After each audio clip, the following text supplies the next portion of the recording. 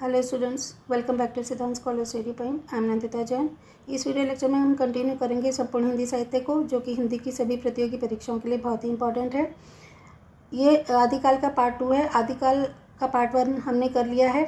आज की वीडियो में हम पढ़ेंगे आदिकालीन साहित्य को।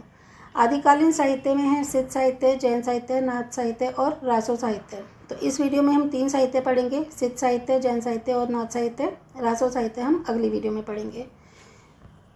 आदिकालीन साहित्य के अंतर्गत सिद्ध साहित्य, जैन साहित्य, नाथ साहित्य और रासो साहित्य की रचना हुई है। एक एक करके पढ़ते हैं। पहला है सिद्ध साहित्य। बौद्ध धर्म की 2 शाखाओं हीनयान और महायान में महायान को व्रजयान भी कहते हैं। व्रजयानियों को ही सिद्ध कहा गया है। सिद्धों ने बौद्ध धर्म के व्रजयान तत्व का प्रचार करने के लिए जो साहित्य जन भाषा में लिखा, वह हिंदी के सिद्ध साहित्य की सीमा में आता है। सिद्धों ने संज्ञा भाषा का प्रयोग किया। संज्ञा भाषा का अर्थ है अंतर साधात्मक अनुभूतियों का संकेत करने वाली प्रतीक भाषा। तो हमने क्या देखा इसमें अभी तक कि बौद्ध धर्म की 2 शाखाएं थी, एक हीनयान और महायान। और महायान को व्रजयान कहा जाता है, और जो व्रजयान है ना, उनको ही बाद में सिद्ध कहा गया। तो बौद्ध धर्म की 2 शाखाओं हीनयान और महायान में महायान, जिसे कि व्रजयान भी कहा जाता है, और उनको ही सिद्ध कहा गया है। सिद्धों ने बौद्ध धर्म के व्रजयान तत्व का प्रचार करने के लिए साहित्य जनभाषा में लिखा। तो व्रजयान का वो तत्व का प्रचार करना चाहते थे सिद्ध, तो उन्होंने क्या करा, साहित्य को जनभाषा में लिखा जो लोगों को आसानी से समझ में आ जाए। वह हिंदी के सिद्ध साहित्य की सीमा में आता है। सिद्धों ने संज्ञा भाषा का प्रयोग किया। क्वेश्चन यहाँ से भी आता है कि सिद्धों ने किस भाषा का प्रयोग किया। उन्होंने संज्ञा भाषा का प्रयोग किया। संज्ञा भाषा का अर्थ है अंतर साधात्मक अनुभूतियों का संकेत करने वाली प्रतीक भाषा। कि अंतर साधात्मक अनुभूति होती है ना, हमारे जो अंदर होती हैं और साधना करते हैं, तो वो जो हमें फीलिंग्स होती हैं, जो अनुभूति होती हैं, उसे अंतर साधात्मक अनुभूति कहा जाता है। तो उन्होंने इस भाषा का प्रयोग किया, संज्ञा भाषा का। तो ये प्रतीक भाषा थी किसकी, अंतर साधात्मक अनुभूति की। राहुल सांस्कृत ने 84 सिद्धों के नामों का उल्लेख किया है। ये सिद्ध अपने नाम के पीछे पा जोड़ते थे। पा आधारात्मक पाद शब्द है। इसका क्या मतलब हुआ कि राहुल सांस्कृत जो कि महापंडित थे, उन्होंने 84 सिद्धों के नामों का उल्लेख किया है। तो अगर हमसे पूछा जाता है कि सिद्धों की संख्या कितनी है, या राहुल सांस्कृत ने कितने सिद्धों का नामों का उल्लेख किया है, तो वह है 84 मीन्स 84। और ये सिद्ध अपने नाम के आगे आगे नहीं पीछे क्या जोड़ते थे, वो पा शब्द जोड़ते थे। और पा को ना एक आदर वाला शब्द माना जाता है। तो 84 सिद्धों में जो प्रमुख सिद्ध हैं वो हैं सरप्पा, लुइपा, गड़प्पा, डोबिपा, कुकुरिपा, शबरपा, शांतिपा, तंतिपा, नागार्जुन, तिलोपा, छत्रपा, मलिपा इत्यादि। ठीक है। इनका व्यक्तित्व कृतित्व संक्षेप में इस प्रकार है। हम एक एक को पढ़ेंगे। जो मेन है ना, मेन तो वैसे ये 5 हैं, सरप्पा, लुइपा, गड़प्पा, डोबिपा और शरप्पा। ठीक है। इनके बारे में ज़्यादा पूछा जाता है कोई भी कॉम्पिटिटिव एग्जाम में। तो सरप्पा का यह सरपाद, सरोजव्रज, राहुल व्रत आदि कई नामों से प्रसिद्ध हैं। तो अगर पूछा जाए कि सरप्पा के अन्य नाम क्या हैं, तो वह है सरपाद, सरोजव्रज, राहुल व्रत आदि।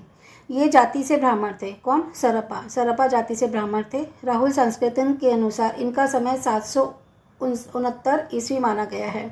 769 के समय में थे ये। इनके द्वारा रचित 32 ग्रंथ हैं, जिसमें दोहा कोश प्रसिद्ध है। इन्होंने पाखंड आडंबर का विरोध किया तथा गुरु सेवा को महत्व दिया। तो इनके बारे में जो इम्पोर्टेंट चीज़ हैं वो ये हैं कि पहली बात तो इनका जो अन्य नाम है वो है सरोजव्रज, राहुल व्रत आदि। जाति से कैसे थे? ये ब्राह्मण थे।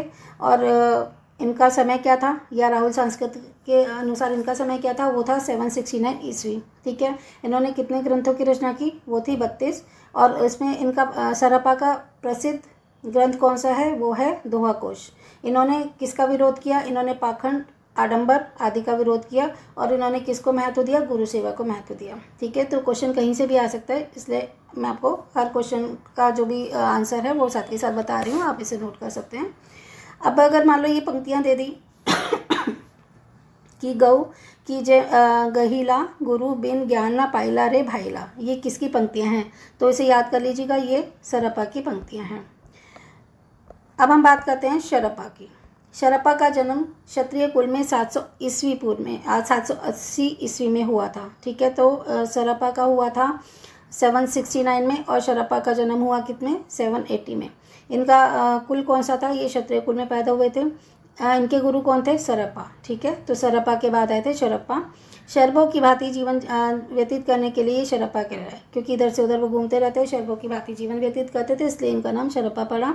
चर्यापद इनकी प्रसिद्ध पुस्तक है। तो चर्यापद किसकी प्रसिद्ध पुस्तक है? वो है शरप्पा की। और शरप्पा की अगर पूछा जाए कि कौन सी प्रसिद्ध पुस्तक है, वो है चर्यापद। ये माया मोह के विरोधी थे, सहज जीवन पर बल देते थे। ठीक है, तो शरप्पा के बारे में जो भी लाइनें आएंगी वो यहीं से आती हैं, तो इनको लर्न कर लीजिएगा। अब आता है लुइपा। लुइपा कौन से थे? ये कायस्थ परिवार से संबंध रखते थे। इनके गुरु कौन थे? शरप्पा थे। तो सबसे पहले हो गए सरप्पा, फिर हो गए शरप्पा, फिर हो गया लुइपा। इनकी साधना का अत्यंत प्रभाव था। 84 सिद्धों में इनका स्थान सर्वोच्च था। देखिए, सबसे पहले तो हैं सरप्पा। ठीक है, सरप्पा के शिष्य हैं शरप्पा, और शरप्पा के शिष्य हैं लुइपा। ठीक है, लेकिन अगर पूछा जाए कि 84 सिद्धों में किसको महत्व सबसे ज़्यादा ऊंचा स्थान प्राप्त था, वो हैं लुइपा।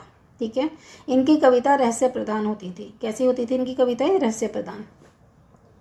अब आ जाता है डोबिपा। डोबिपा का जन्म क्षत्रिय वंश में 840 ईस्वी में हुआ तथा इनके गुरु विरूपा थे। ठीक है, तो ये ऊपर जो भी हमने 3 पढ़े हैं, इनसे इनका कनेक्शन नहीं था, ये बात के थे। इनका जन्म हुआ था क्षत्रिय वंश में, और कब हुआ था? 840 में। उनके गुरु कौन थे? विरूपा थे। इनके द्वारा रचित ग्रंथों की संख्या 21 बताई गई है। डोम्बी गीतिका, योगचर्या, अक्षरधिकोपदेश इनकी प्रसिद्ध रचनाएं हैं।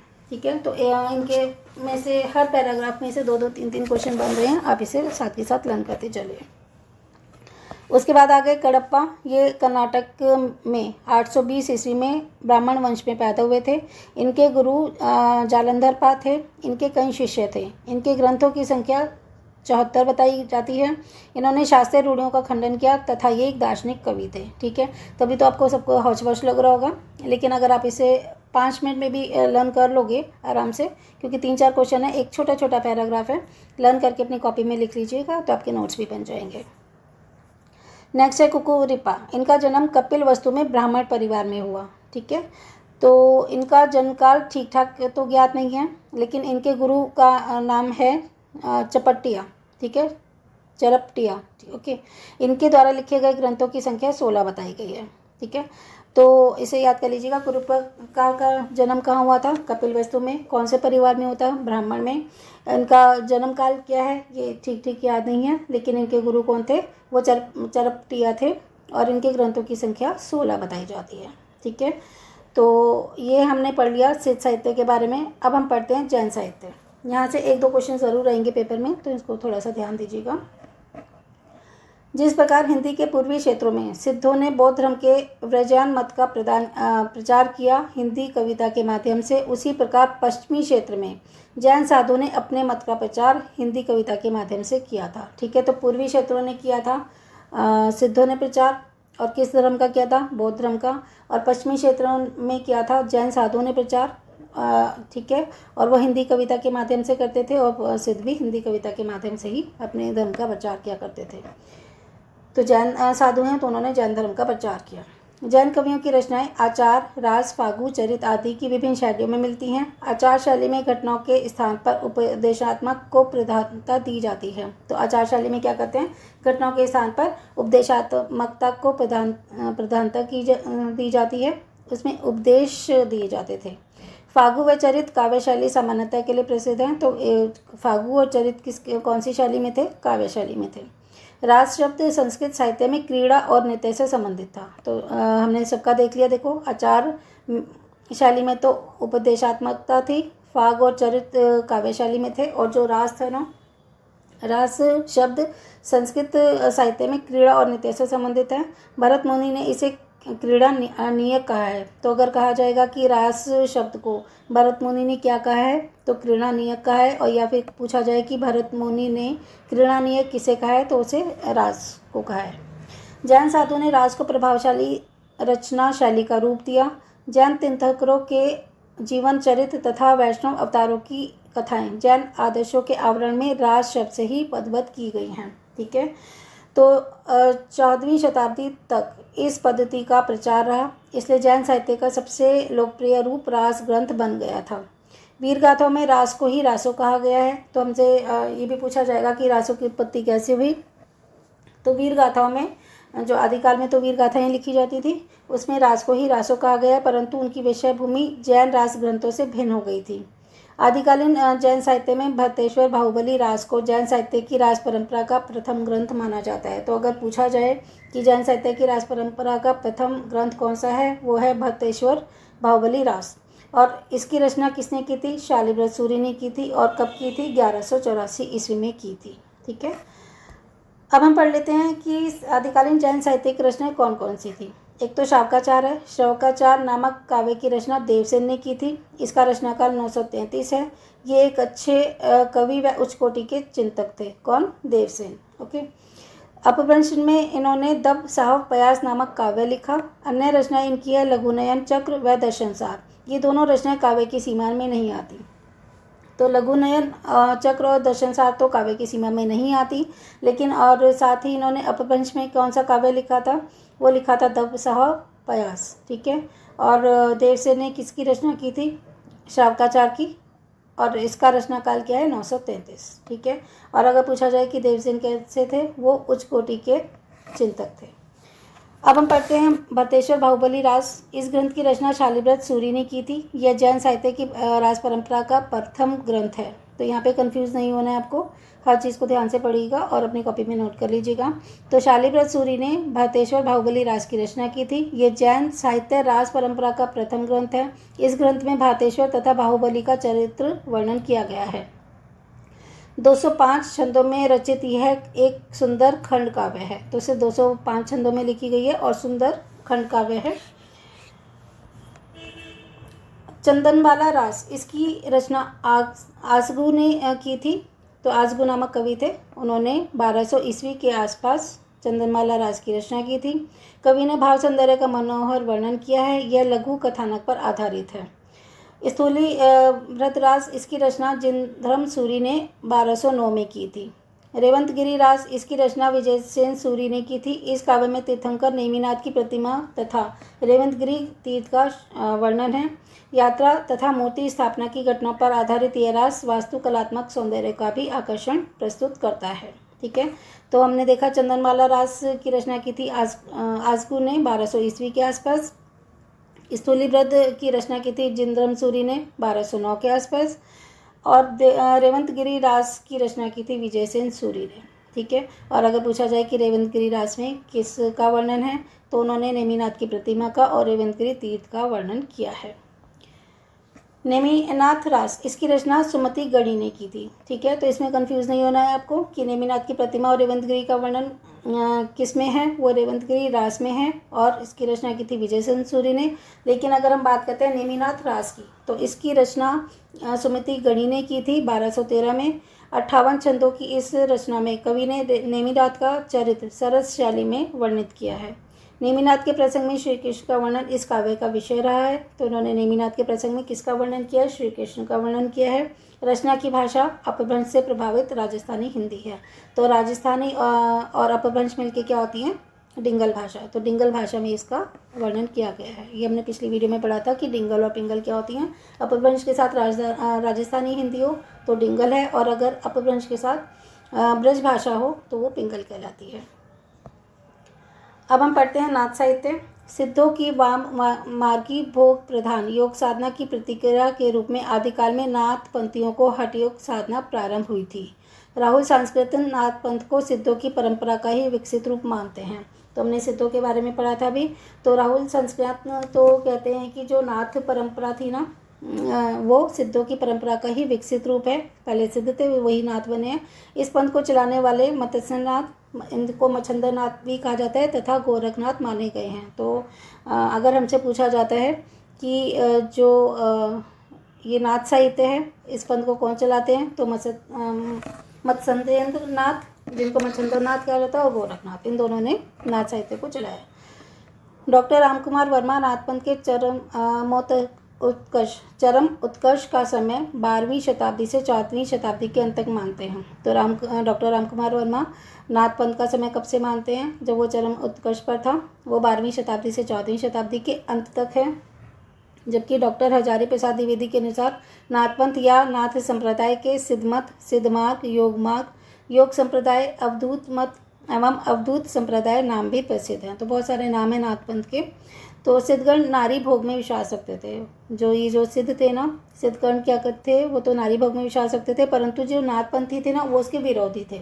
वे नाथ संप्रदाय में नारी की निंदा करते थे। वामाचार्य के विरुद्ध इन्होंने पवित्र योग साधना को आधार बनाया। तो वामाचार्य तो सिद्ध थे और वो नारी भोग में विश्वास करते थे, लेकिन नाथपंथी नारियों की निंदा किया करते थे। और वामाचार्य के विरुद्ध इन्होंने कहा कि पवित्र योग साधना होनी चाहिए। इन्होंने सिद्धों की भयवर्ती साधना के विपरीत अंतर साधना पर बल दिया। उन्होंने कहा कि ऊपर से दिखाने वाली साधना नहीं, हमें अंतर साधना करनी चाहिए, जो हमारे दिल से निकलती है, जो हमारे हृदय में होती है। पतंजलि के योग दर्शन के आधार पर सिद्धों ने, ठीक है, तो पतंजलि के योग दर्शन के आधार पर सिद्धों ने हठ योग दर्शन को विकसित किया। इन्होंने षट चक्र भेदन, कुंडलिनी जागरण तथा नाद बिंदु की साधना को महत्वपूर्ण माना। हठ योग की जटिलता तथा साधना पद्धति में दुरूहता के कारण इनकी साधना में गुरु का महत्व दिखाई देता है। ठीक है, हठ योग बहुत ही जटिल साधना थी और ये गुरु को महत्व दिया करते थे। नाथपंथ जीवन के प्रति सहज और संतुलित दृष्टि को अपनाने के साथ साथ सामाजिक एवं आध्यात्मिक अतिचारों और अतिवादियों का भी विरोधी रहा। ठीक है, तो ये अंतर साधना को बल देते थे, साथ ही ये कहते थे कि गुरु का महत्व होता है, साथ ही भारतीय जीवन को एक सहज और संतुलित दृष्टि से अपनाने पर जोर दिया करते थे और आध्यात्मिक अतिचारों और अतिवादों का ये विरोध किया करते थे। पश्चिम भारत में प्रचार प्रसार के कारण नाथपंथियों की भाषा कैसी थी? पश्चिम भारत में इनका प्रचार कर रहे थे ये, तो नाथपंथियों की भाषा कैसी थी? ब्रज, पंजाबी, राजस्थानी तथा हरियाणवी तत्वों से प्रभावित रही, क्योंकि वो उसी एरिया में घुमा करते थे। सामंती भोग मूलक समाज में योग तथा संयम का प्रसार हुआ। इन्होंने हिंदू मुस्लिम दोनों की सहभागिता पर बल दिया। गोरखनाथ नाथ साहित्य के आरंभकर्ता माने गए हैं। तो नाथ साहित्य के आरंभकर्ता कौन है? गोरखनाथ। और ये सिद्ध मत्स्यनाथ के शिष्य थे। तो उन्होंने, हमने कहा था ना कि नाथपंथ की को चरम उत्कर्ष तक किसने पहुँचाया था? वो पहुँचाया था मत्स्येंद्रनाथ और गोरखनाथ ने, और गोरखनाथ मत्स्यनाथ के शिष्य थे। राहुल संस्कृतन के अनुसार गोरखनाथ का समय 845 ईस्वी माना गया है। डॉक्टर हजारी प्रसाद उन्हें 9वीं शताब्दी का, आचार्य रामचंद्र शुक्ल उन्हें 13वीं शताब्दी का तथा पीताम्बर दत्त बड़थवाल उन्हें 11वीं शताब्दी से संबंधित मानते हैं। ये क्वेश्चन पेपर में आता है, यूजीसी नेट का पेपर हो उसमें तो आता ही है, क्योंकि मैं भी यूजीसी नेट मैंने क्वालिफाई किया हुआ है। और साथ ही जो भी से कॉम्पिटिटिव एग्ज़ाम हैं इसके, चाहे वो यूपीएससी के हों, एसएससी के हों, या फिर ये सीटेट यूपीटेट वगैरह के हैं, तो इसमें से यहाँ पे इससे क्वेश्चन आ सकता है। तो एक बार फिर से देख लेते हैं कि डॉक्टर हजारी प्रसाद नाथों को 9वीं शताब्दी का, आचार्य रामचंद्र शुक्ल 13वीं सदी का तथा डॉक्टर पीताम्बर दत्त बड़थवाल उन्हें 11वीं सदी से संबंधित मानते हैं। गोरखनाथ के द्वारा रचित 40 रचनाएं मानी जाती हैं, परंतु डॉक्टर पीताम्बर नाथ बड़थवाल ने केवल 14 रचनाएं ही उनके द्वारा रचित मानी गई हैं, और वो इनका प्रमाण भी देते हैं।